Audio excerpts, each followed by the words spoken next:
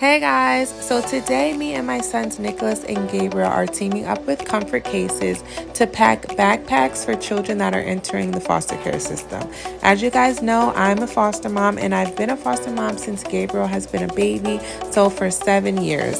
And in that time, I've been able to see that children entering my home either come with very little personal items or they come with their items in trash bags. So Comfort Cases is aiming to change that by providing these book bags filled with not only personal items, but comfort items for children that are entering the foster care system, such as pajamas, stuffed animals, and blankets. Me and my sons also went out shopping to add our own personal touch to these bags by adding journals, pens, and toys. And we've signed a card personalizing each bag that we packed with our name.